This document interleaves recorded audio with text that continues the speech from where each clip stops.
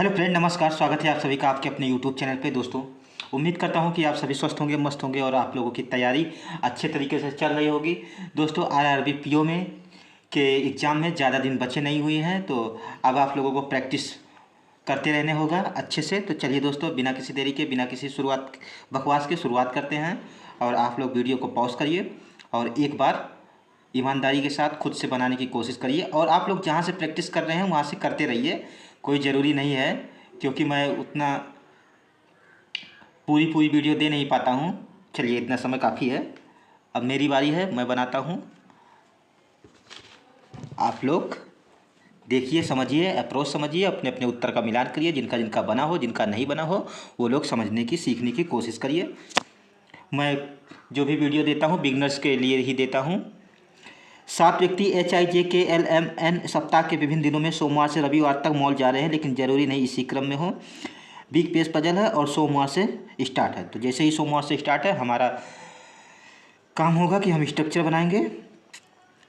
सोमवार से है तो संडे, मंडे से शुरू होता है। Monday, Tuesday, Wednesday, Thursday, Friday, Saturday, Sunday. दोस्तों, मैं पूरा नहीं लिख रहा हूँ, इतना से भी काम चल जाता है, पूरा लिखने का क्या ज़रूरत है। तो ऐसे एग्ज़ाम में भी करना है। एन के बाद कम से कम 2 व्यक्ति जाते हैं। एन के बाद कम से कम 2 व्यक्ति एटलीस्ट 2 जाते हैं, तो कम से कम 2 को दिखा देंगे। और ज़्यादा से ज़्यादा कितने भी जा सकते हैं, 1 नहीं, 0 नहीं जाएगा, बस इसका मतलब ये है।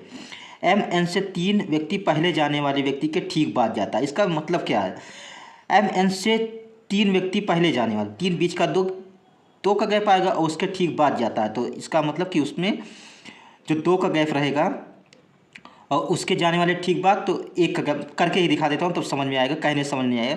N से 3 व्यक्ति पहले जाने वाले, ये N है, इसके 3 व्यक्ति पहले, 1 2, और ये तीसरा, ये पहले जाएगा। जाने वाले व्यक्ति के ठीक बाद जाता है, इसके ठीक बाद जाता है। ठीक बाद कौन जाता है? M जाता है।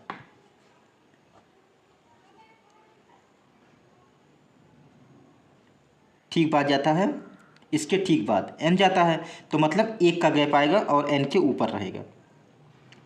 N और J के बीच केवल 2 व्यक्ति जा रहे हैं। N और J के बीच, यहाँ पे ही कर देता हूँ, J के बीच 2 व्यक्ति हैं।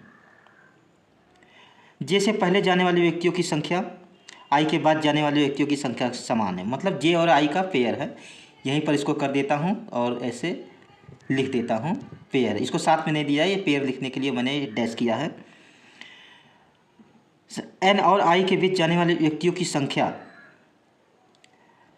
N और I के बीच जाने वाले, M और H के बीच जाने वाले व्यक्तियों की संख्या के समान है। M और H,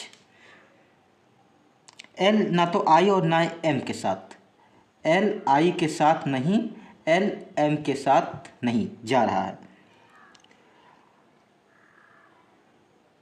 K S से पहले नहीं जाता, मतलब H के बाद जाता है।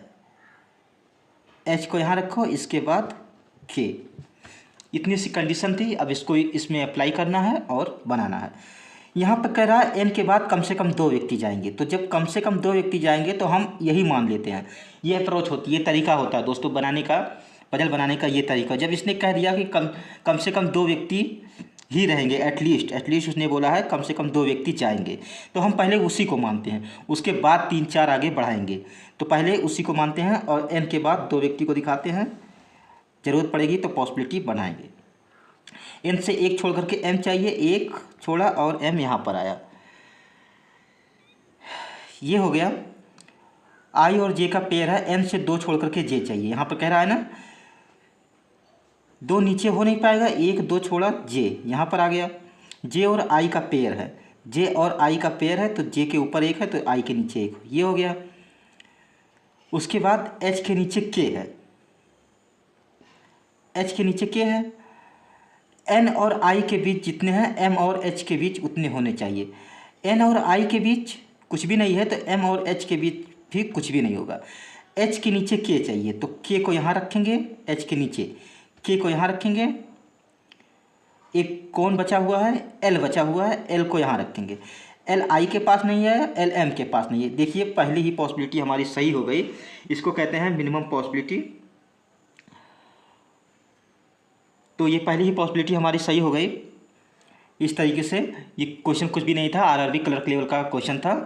अब टाइम बचा हुआ है तो एक क्वेश्चन